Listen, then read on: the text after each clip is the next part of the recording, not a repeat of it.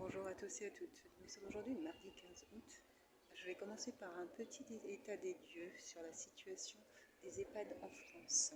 Donc pour petit rappel, en France, il y a 10 millions de personnes âgées de 70 ans et plus, soit 15% de la population. Ce chiffre devrait augmenter à 12,2 millions en 2030 et à 14,9 millions en 2050 et atteindre le chiffre de 15,7 millions de personnes âgées de plus de 70 ans et plus en 2070. La prise en charge de la dépendance peut se faire de différentes typologies. Non seulement dans le cadre des EHPAD, des établissements d'hébergement pour personnes âgées dépendantes, en établissement hors EHPAD, type les résidences autonomie ou encore les unités de soins de longue durée qui sont positionnées au sein des hôpitaux, mais également, et pour la plupart des personnes, au sein de leur domicile. Il y a trois types de statuts pour les EHPAD. Les EHPAD peuvent être en structure publique, ce qui correspond à 45% des EHPAD, associatives qui correspondent à 24% des EHPAD et des EHPAD privés qui correspondent à 31% des EHPAD. Certains EHPAD privés sont gérés par des sociétés cotées en bourse telles que Corian ou Orpea. La capacité d'accueil des EHPAD représente actuellement une personne de plus de 70 ans sur 10. La répartition des EHPAD est inégalement répartie sur le territoire. Il faut savoir qu'à Paris, on compte 4,15 places en EHPAD pour 100 personnes de plus de 75 ans, alors qu'on est à 16,3 places en Lozère. En 2021, en France métropolitaine, au total, actuellement, on est à 7353 EHPAD en France. Ces derniers disposent de 595 000 lits et accueillent individuellement 81 personnes en moyenne. En 2021, le coût moyen d'hébergement dans un EHPAD est de 2183 euros en France.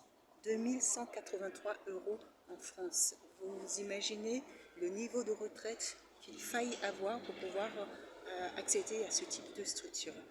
Il y a des disparités entre les religions en fonction du niveau de dépendance et entre les régions. Le prix est variable selon le niveau de dépendance des personnes, le statut juridique et la localisation géographique. Et la tarification est particulièrement complexe. On constate un écart entre les différents départements. Le coût moyen d'un EHPAD à Paris est de 3 887 euros contre 1 800 euros dans le Cantal. Ces disparités ont un impact sur la question du maintien, le maintien de la personne. Et justement, donc à Paris, le maintien à domicile est beaucoup plus fréquent qu'on peut trouver dans d'autres localités. J'évoque cet état des lieux qui me permet d'amorcer donc sur le sujet que je voulais aborder sur mon offre de service. L'objectif étant de mettre en place un accompagnement personnalisé pour les personnes âgées qui comprend non seulement la recherche d'établissements, la visite des établissements, l'aide à la complétude des documents et formalités administratives, l'orientation vers les organismes, l'accompagnement dans les démarches,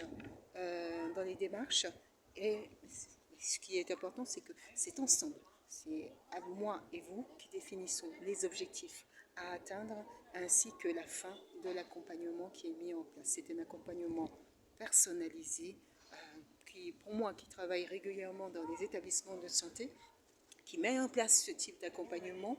Les accompagnements le contexte ne permet pas de mettre en place des accompagnements approfondis, personnalisés, qui puissent répondre pleinement aux besoins et de s'assurer surtout du cadre dans lequel sont envoyées les personnes âgées. Là, ce que moi je vous propose, c'est justement de pouvoir vous apporter les informations nécessaires pour que vous fassiez le meilleur choix possible. Et donc, offre de services orientée vers la recherche des EHPAD en accompagnement personnalisé. Sur ce, je vous souhaite de passer un très bon jour de l'Assomption et je vous dis à bientôt.